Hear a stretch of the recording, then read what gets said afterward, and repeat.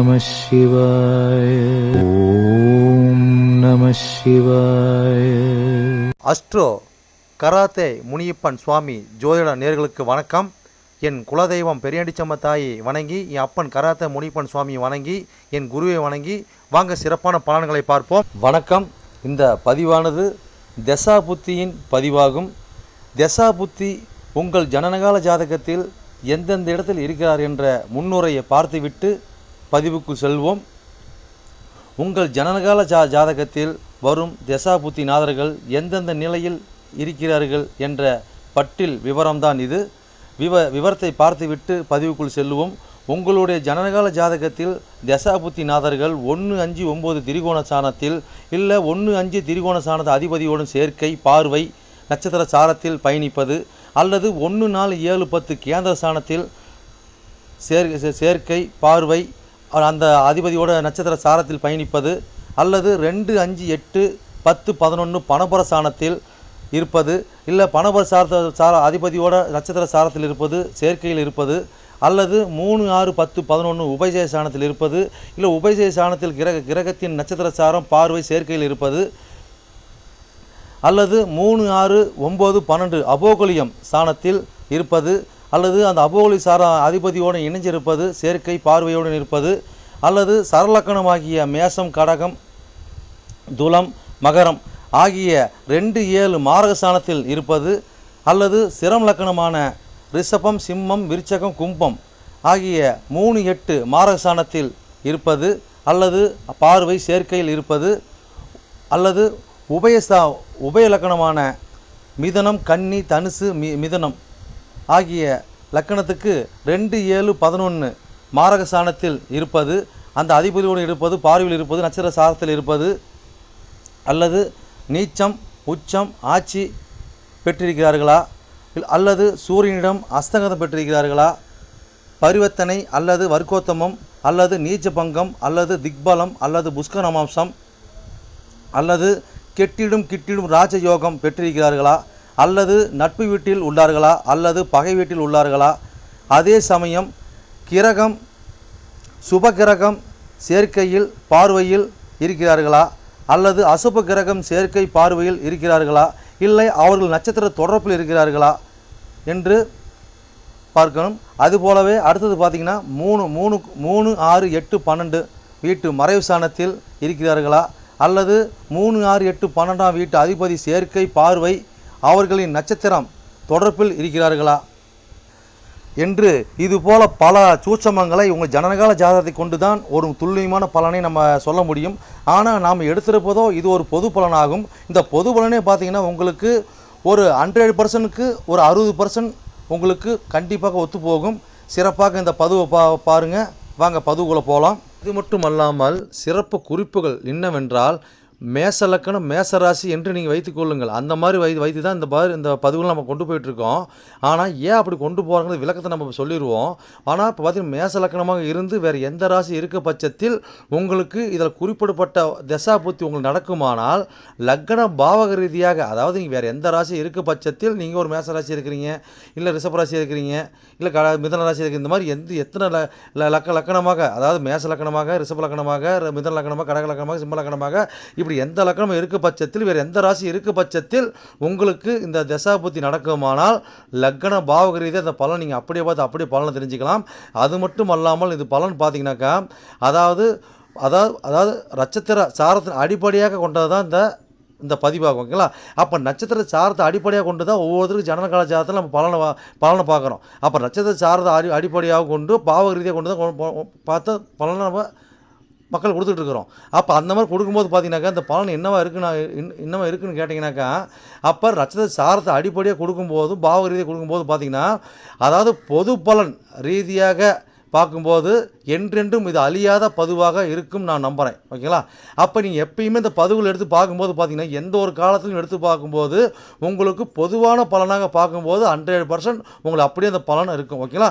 மேற்கொண்டது மீதி பார்த்தீங்கன்னா உங்களுக்கு ஜனனகால ஜாதகத்தை கொண்டு எடுத்து பார்க்கும்போது பார்த்தீங்கன்னாக்கா எந்தெந்த இது அமைப்பில் எந்தெந்த வகையில் இருக்குது எந்தெந்த அமைப்பில் இருக்குதுன்னு பட்சத்தில் மீதி பலனை பார்ப்போம்.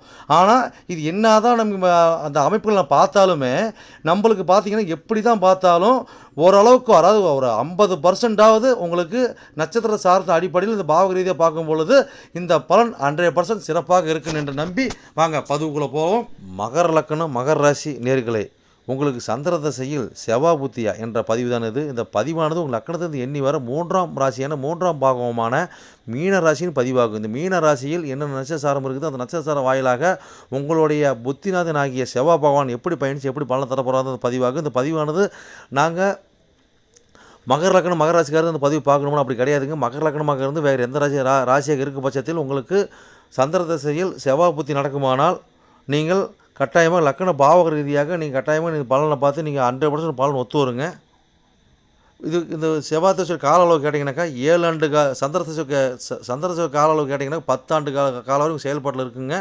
அது சந்திர தசை செவ்வாய் புத்தியோட கால அளவுக்கு பார்த்தீங்கன்னாக்கா 7 மாதம் வரைக்கும் செயல்பாட்டில் இருக்குங்க. ஓகேங்களா?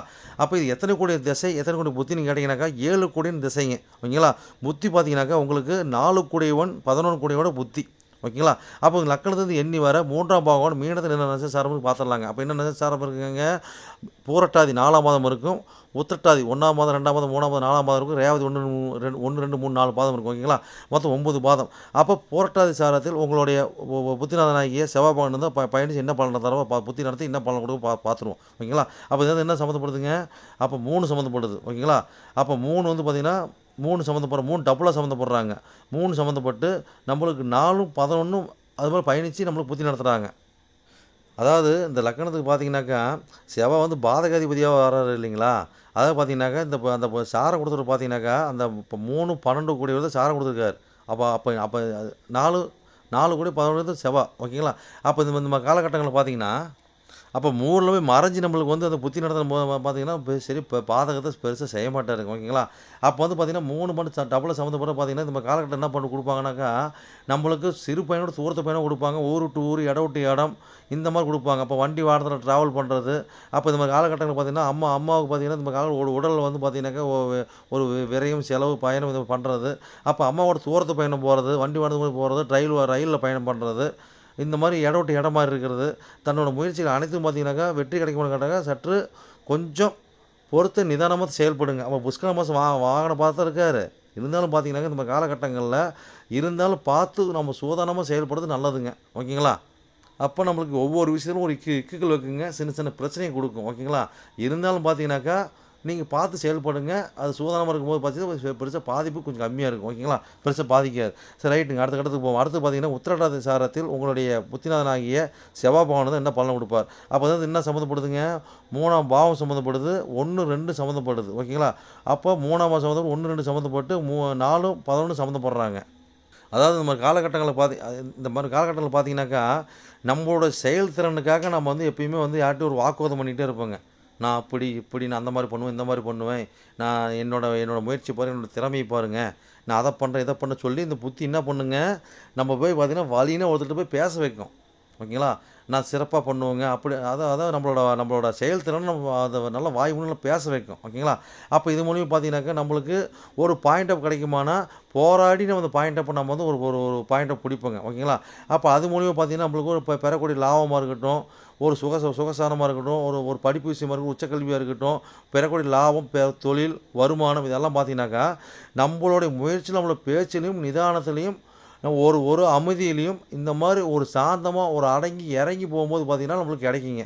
இல்லைன்னா நம்மளுக்கு பார்த்தீங்கன்னா அத்தனையும் கொஞ்சம் பிரச்சனையாகவும் சங்கடத்தில் போய் முடிஞ்சிருங்க. ஓகேங்களா? அப்போ பார்த்து செயல்படணும். ஓகேங்களா? நீ எவ்வளோ சொல்லிட்டு போகலாம். சரி அடுத்த கட்டத்துக்கு போகலாங்க. அடுத்த மாதிரி ரேவதி சாரத்தில் உங்களுடைய புத்திநாதனாகிய செவ்வாய் பகவான் தான் என்ன பலன் கொடுப்பான்னு பார்ப்போம். அப்போ இதாவது என்ன சம்மந்தப்படுதுங்க? 3 சம்மந்தப்படுது. அப்போ 6 சம்மந்தம் 9 சம்மந்தப்பட்டு 4 11 அது மாதிரி பயணிக்கிறாங்க. அப்போ இந்த மாதிரி காலகட்டங்களில் பார்த்தீங்கன்னாக்கா நாம் அதாவது தாயார் உடல்நலத்துக்காக நம்ம கடன் வாங்கக்கூடிய சூழ்நிலை வரும். ஓகேங்களா? தந்தையார் உடல்நலத்துக்காக நமக்கு கடன் வாங்க சூழ்நிலை ஏற்படும். அப்போ அவங்களுக்கு ஒரு ஆட்கள் போட்டு நம்ம பார்த்துக்கக்கூடிய சூழ்நிலை அதெல்லாம் ஏற்படுங்க. ஓகேங்களா? அப்போ எங்கேயோ போகிறாங்கனாக்கா அவங்க பாதுகாப்பு கூட அனுப்பி வைப்போம். அதுக்கு உண்டான செலவினத்தை சேர்த்து செலவு பண்ணுவோம். ஓகேங்களா? அப்போ நோய் நொடி செலவு பண்ணுவோம், இல்லை அவங்க பாதுகாப்பு செலவு பண்ணுவோம், இல்லை வீடு வண்டி வாகனம் இதுக்கு செலவு பண்ணுவோம், இதுக்கு ஆல்ட்ரேஷனுக்கு செலவு பண்ணுவோம், மெக்கானிக் அதாவது ரிப்பேரிங் செலவு பண்ணுவோம், வீடு ஆல்ட்ரேஷன் செலவு பண்ணுவோம், இல்லை நம்மளோட உடல் சுகபோகத்துக்காக செலவு பண்ணுவோம், நம்மளோட முயற்சிக்கு செலவு பண்ணுவோம். இந்த மாதிரி மாற்றி நம்மளுக்கு ஏதோ ஒன்று பயணத்துக்கு இந்த மாதிரி ஏதோ நம்ம சின்ன சின்ன செலவுகள் பண்ணிக்கிட்டு நம்மளோட ஆசை எண்ணங்கள் நிறைவேறதுக்கு நம்ம நண்பர்களுக்கு மூத்த சகோதரிகளுக்கு இந்த மாதிரி நம்ம செலவினது பண்ணக்கூடிய அளவுக்கு ஒரு தாய் மாமனுக்கு ஒரு வளர்ப்பு தாய்க்கு இந்த மாதிரி இவங்களுக்கு பார்த்தீங்கன்னாக்கா நம்ம ஒரு செலவின பண்ணுவோம். அப்போ ஆக மொத்தம் எது பண்ணாலும் சரி யாருக்கும் வக்காலத்து ஜாமீனோ யாருக்கு போய் நிற்கக்கூடாதுங்க. ஓகேங்களா? அது நம்ம பிரச்சனையாக மாறிடுங்க. அவங்க பிரச்சனை நம்ம பிரச்சனையாக மாறிடும். ஓகேங்களா? அப்போ இந்த மாதிரி காலகட்டங்களில் நாம் ஒரு சின்ன சின்ன பங்காளி பிரச்சனை ஒரு அடிதடி போலீஸ் ஸ்டேஷன் பிரச்சனைனா இந்த காலகட்டம் கொஞ்சம் பார்த்து சூதானமாக போகிறது நல்லது. நம்ம உள்ளுக்குள்ள பெரியவங்களை கலந்துக்கிட்டு ஊருக்குள்ள பெரிய மனுஷங்க காரியகர்த்தை தர்மம் இந்த மாதிரி ஆளுங்களை கலந்துக்கிட்டு ஒவ்வொரு காரியம் செயல்படுறது சிறப்பாக இருக்குங்க. ஒன்று பிரச்சனை கொஞ்சம் மாற்றுறது கொஞ்சம் கம்மியாக இருக்கும், கொஞ்சம் தாழ்ந்து போகுங்க. இன்னும் எவ்வளோ இருக்குதுங்க. பார்த்து சிறப்பாக பயணிங்க, சிறப்புன்னு வாழ்வீங்க. சரி நேயர்களே, என்னோட பதிவை நீங்கள் சிறப்பாக கேட்டிருப்பீங்கன்னு மனதார நான் நம்புகிறேன். நீங்கள் கேட்டது வெறும் கோச்சார பலன் தான். உங்கள் ஜனனகால ஜாதகத்தை கொண்டு பார்க்கும்போது தான் எந்த கிரகம் எந்த சாரம் வாங்கியிருக்குது, எந்த கிரகம் எந்த பாவத்தை பார்க்குறாங்கன்னு சொல்லி துல்லியமான பலனை பார்க்க முடியும். நீங்கள் துல்லியமான பலன் நீங்கள் பார்க்கணுனாக்க என்னோட வாட்ஸ்அப் நம்பர் கீழே ஓடிட்டு இருக்குதுங்க. நீங்கள் வாட்ஸ்அப் நம்பர் மூலியமாக என்னோட ஜாதகத்தை நீங்கள் அனுப்பி நீங்கள் என் மூலியமாக துல்லியமான பலனை நீங்கள் அறிஞ்சிக்கலாம். அதே மாதிரி பார்த்தீங்கன்னாக்கா பல பேர் நான் நேரில் வந்து அணுகிறாங்க. அதுவும் பார்த்தீங்கன்னா நம்ம இருப்பிடம் பார்த்தீங்கன்னாக்கா நம்ம இருக்கிறது ஒரு ஆலயத்தில் இருக்கிறாங்க. சொந்தமாக ஆலயம் வச்சு நடத்திக்கிட்டு இருக்கிறோம். வீரசக்தி நாகம்மா திருக்கோயில்னு சொல்லி நடத்திட்டு மற்றும் கராத்தே மூலியமாக சொல்லி நடத்திட்டு இருக்கிறோம். அதில் பார்த்தீங்கன்னா வீரசக்தி நாகம்மா திருக்கோயில் சேவை அறக்கட்டளை மூலியமாக நம்ம கோயில் இயங்கிட்டு வருதுங்க. எல்லாத்தையும் பார்த்தீங்கன்னா துல்லியமாக பர்ஃபெக்டாக நம்மகிட்ட இருக்க எல்லாமே இருக்கும். எந்த ஒரு தோஷம், எந்த ஒரு காரியம், எந்த ஒரு பரிகாரம்னா நம்ம ஒரு கஷ்டமும் நம்ம கேட்டு தான் வந்து அவங்களோட காரியத்தை முன்னெடுத்து செய்யறாங்க. அந்த நம்பிக்கைகரமாக நம்மளோட பலன் இருக்கிறதுனால தான் இந்த மாதிரி கஷ்டம் நம்மகிட்ட அணுகி நம்ம சிறப்பு பலன் அடைஞ்சிட்டு இருக்கிறாங்க. இது போல ஒவ்வொருத்தரும் பலன் அடைகிறது எங்களோட ஆசை. அது மட்டும் இல்லாம பாத்தீங்கன்னாக்கா எங்க கோயிலுக்கு லீடர்ஷிப்னு பாத்தீங்கன்னாக்கா எங்களுடைய கிருஷ்ணசுவாமிங்க வாக்கு சித்தர் பாத்தீங்கன்னாக்கா கிருஷ்ணசாமி, அது சோழி பிரசன்னம் கல்லு கூடு சொல்லுவாங்க இல்லைங்களா, அது சிறப்பான முறையில சிறப்பா பாப்பாருங்க. நேர்முகமா பாக்குறாங்க, ஆன்லைன் மூலமா பாக்குறாங்க. நீங்க யாரு என்னன்னு தெரியாது, உங்களோட ஃபுல் டீட்டெயில் அப்படியே சொல்லுவாருங்க. ஓகேங்களா? உங்களோட டீட்டெயில் சொல்லி உங்களோட பேரை சொல்லி சோழி போட்டாருன்னா சிறப்பான முறையில சிறப்பா உங்களுக்கு சோழி பிரச்சனை பார்த்து அருமையா சொல்லுவாருங்க. அதே மாதிரி பாத்தீங்கன்னா அது மூலியமா நீங்க இதுல பார்த்து நீங்க அணுகி அது மூலியமா தெய்வ அருள்வாக்குங்க அது. ஓகேங்களா? அது மூலியமா நீங்க சிறப்பான பலன் நீங்க அடையலாங்க. எந்த ஒரு காரியமா இருந்தாலும் எந்த ஒரு விஷயங்களா இருந்தாலும் துல்லியமான பலன் துல்லியமா இருக்குங்க. சொல்றது அப்படியே நடக்கும், சிறப்பா இருக்குங்க. சரி நேயர்களே, உங்களிடமிருந்து விடைபெறுவது S. Balu Jayavel, MA astro. நன்றி, வணக்கம்.